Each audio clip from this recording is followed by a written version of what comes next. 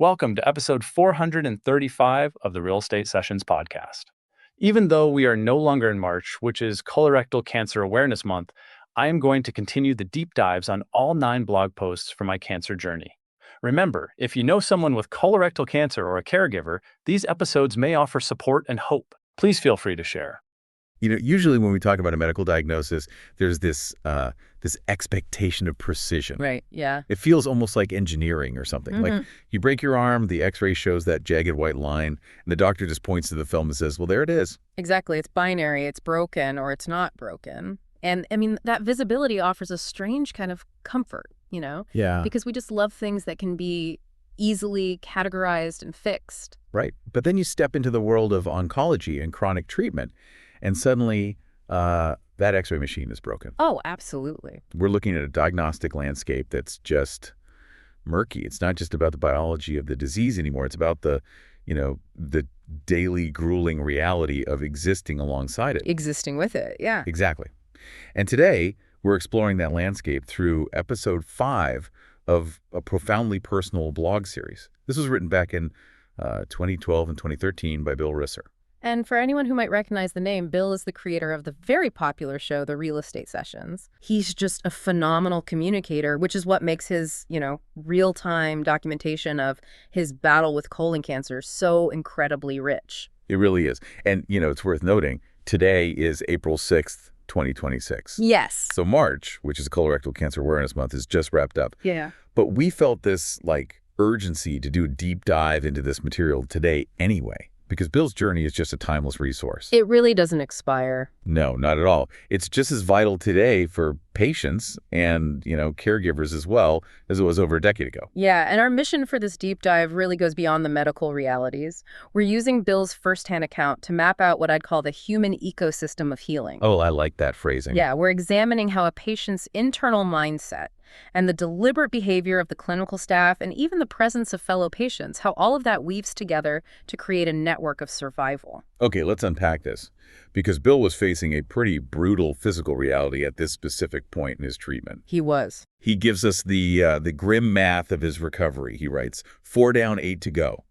So he's only a third of the way through his therapy here. Yeah, it's essentially a 12-round heavyweight fight. Exactly. And the endurance required for that timeline is just staggering. I mean, when you're a third of the way through a grueling protocol like that, the initial adrenaline of the diagnosis has completely worn off. Like the shock is gone. Yeah, the shock is gone, but the finish line is still miles and miles away.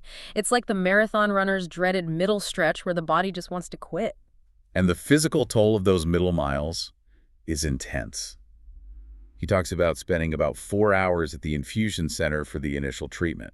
Which is a long time. It is, but it doesn't even stop when he leaves the clinic. Yeah. He then has to spend the next 44 hours wearing a portable pump. Wow. Yeah, that's almost 2 full days of continuous chemical intervention. And he notes feeling the most sluggish, the most deeply exhausted, the day after that pump is finally removed. Makes sense. Right, because his organs have been working in absolute overdrive just to process the toxicity of the treatment that's, meant to save him.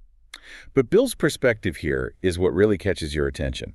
He says that within 3 days of the pump coming off, he bounces back. Yeah. But he notes very specifically that he only ever bounces back to 95%. Right. He writes, 95% is the best I ever get to, because I kind of always know there is something inside me fighting off the bad guys. Fighting off the bad guys. It's such a visceral way to capture the unseen, cellular warfare dominating his biology. It really is. It actually makes me think of like a smartphone running a really heavy, demanding app in the background. Oh, that's a great comparison. Right. Like you can be checking your email, making calls, trying to go about your normal day, but your battery's just constantly draining faster than usual. Yeah. And you can't figure out why you're at 20% by noon. Bill's body is dedicating this massive reserve of physiological and psychological energy to that background fight. Leaving him with a hard cap of 95% for his actual life. Exactly. And that background drain has a literal biological equivalent. I mean, the immune system requires an immense amount of metabolic energy to function in a heightened state of alert like that. Right. But the truly remarkable thing is how Bill psychologically manages that permanent 5% deficit. Because, chronic illness usually forces people into this state of mourning for their old 100% self. Yeah, but he explicitly refuses to mourn it. He writes, I'm not complaining about 95%. I dig 95%. It's an A after all, right? Grading a permanent physical deficit on a curve like that is just a masterclass in cognitive reframing. It really is. And it's not just toxic positivity or, putting on a brave face. It is actually a biological survival mechanism. But really, how does grading his energy level translate into biology? Well, think about what happens when we harbor bitterness or constantly fight our reality. Emotional resistance triggers the body's stress response. The brain perceives the frustration as a threat, which triggers the release of cortisol and adrenaline. And synthesizing and pumping those stress hormones throughout the body, well, that consumes massive amounts of metabolic energy. Energy he literally cannot afford to waste. Exactly. Because his immune system needs it to fight the cancer. Precisely. So by accepting this new baseline of 95% and actively finding satisfaction in it, he prevents the stress response from activating. Wow. He's essentially closing unnecessary background apps in his brain to save his physical battery. That makes so much sense. But, maintaining that 95% is an A mindset takes a massive amount of mental discipline. Oh, absolutely. He can't just sustain that in a vacuum. The clinical environment around you is either actively draining that mental energy further, or it's helping replenish it. Right. And Bill noticed a stark contrast the second he walked through the doors of different clinics. The atmosphere shifts dramatically depending on the specialty, and the front desk is always the leading indicator of that culture. Yeah, he points out that on therapy days, the care starts the moment he hits the front desk of his oncologist's office. He observes that the office staff truly cares about each client.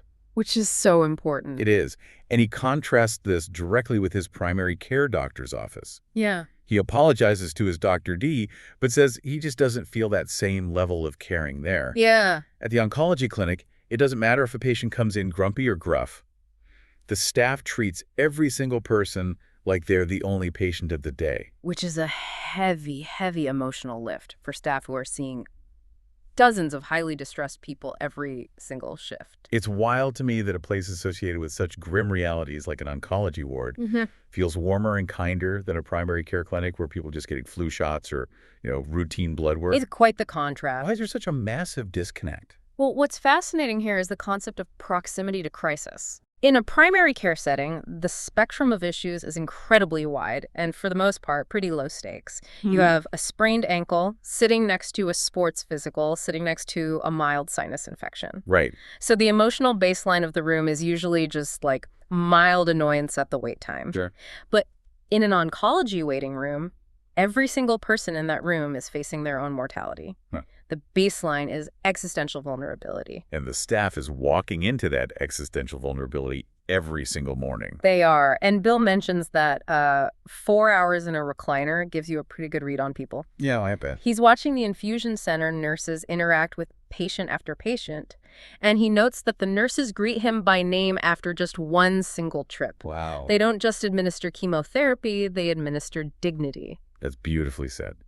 He actually zeroes in on how they treat the newbies.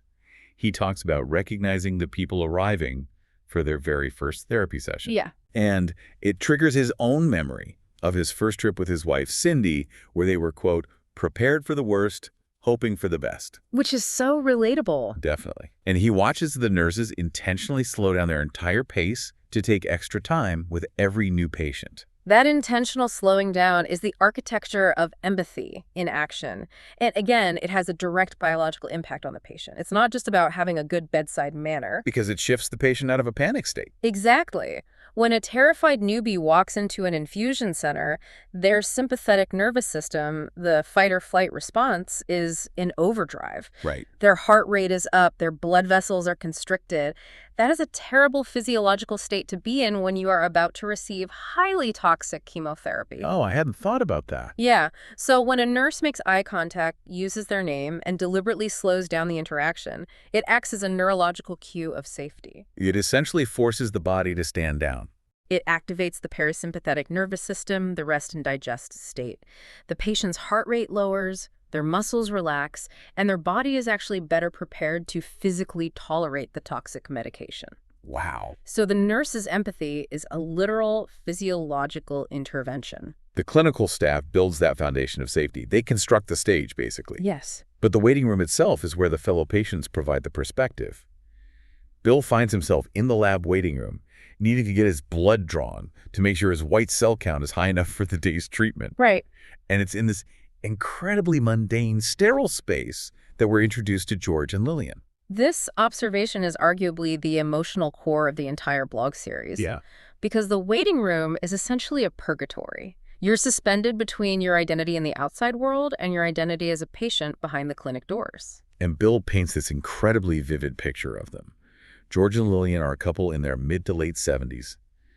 George is proudly wearing a Navy cap, navigating the room in a 3-wheel electric scooter. Okay. And Bill notices that whenever the front desk calls for him, it's never just George. It is always George and Lillian. Oh, I love that. Yeah, they move as a single unit. That simple detail reveals the depth of their shared reality. She isn't just a driver or an emergency contact.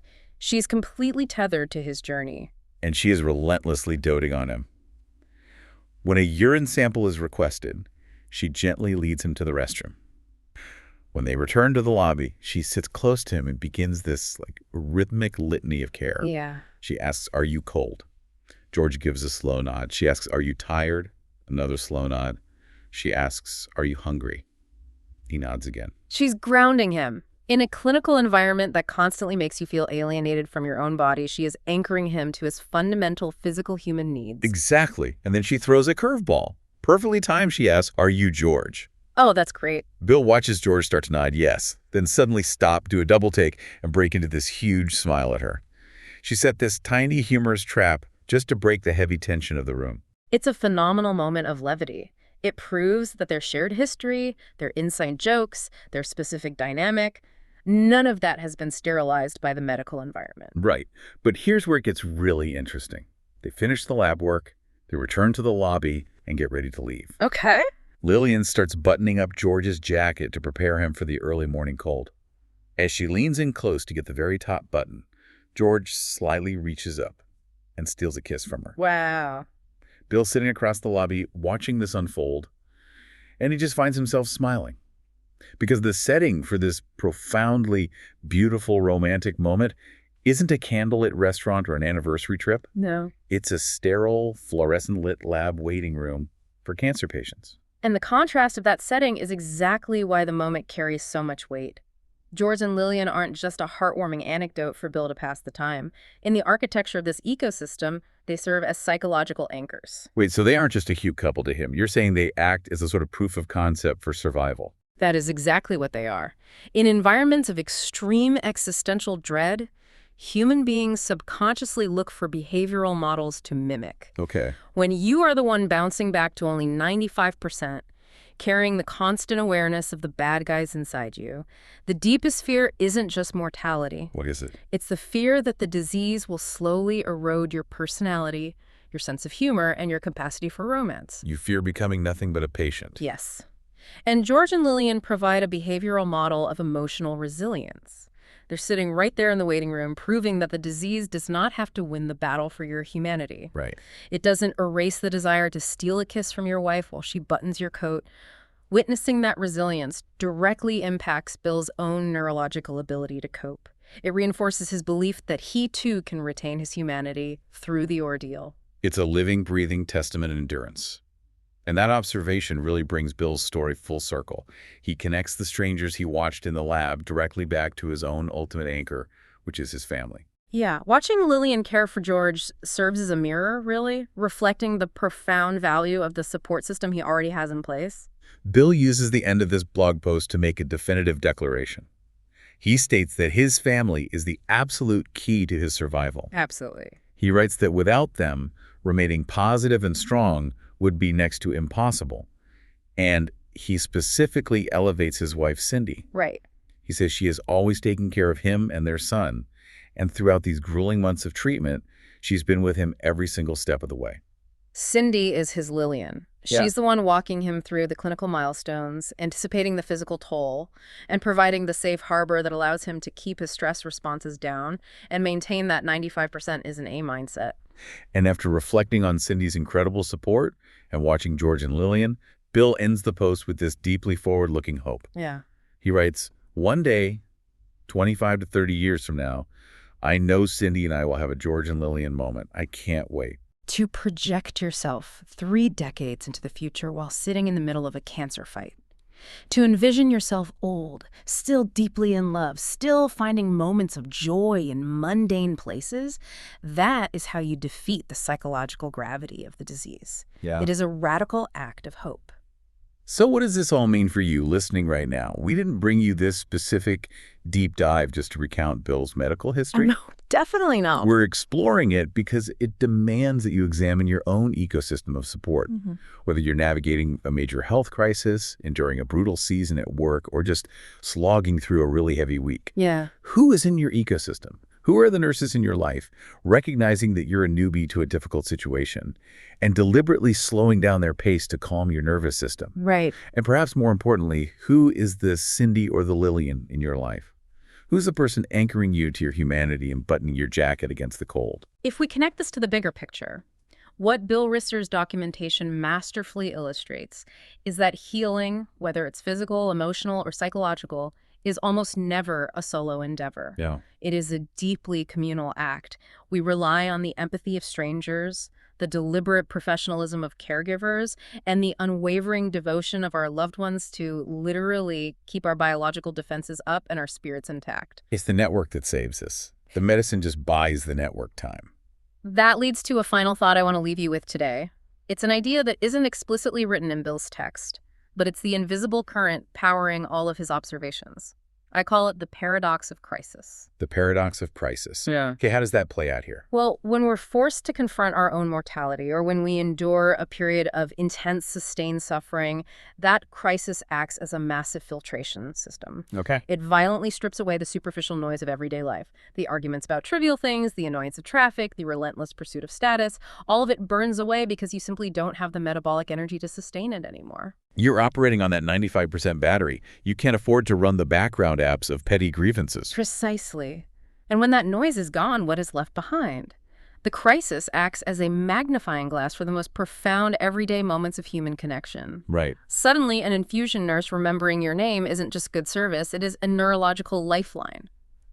A spouse asking if you are cold isn't just small talk. It's an anchor to your physical reality. Yeah. A stolen kiss in a sterile, fluorescent-lit waiting room becomes the most romantic, defiant act you've ever witnessed. Because the static is gone, and you can finally hear the actual music of your life. The paradox is that the worst, most terrifying moments of our lives frequently grant us the clearest, most unclouded vision of what actually matters. It's so true. And the question this leaves us with is a challenging one. Do we need to wait for a catastrophic crisis to access that deep level of devotion and gratitude? Or can we start paying attention to the architecture of empathy around us right now? Can we start cultivating our own George and Lillian moments today without needing a devastating diagnosis to remind us how precious they are? That is a profound question to chew on. Are we waiting for the storm to finally appreciate the shelter, or can we intentionally build and cherish that shelter right now? We want to thank you for joining us on this deep dive into Bill Risser's incredible journey. Yes, thank you. Until next time, take a hard look at your own ecosystem and maybe, just maybe, be the person who takes the extra time to learn the newbie's name.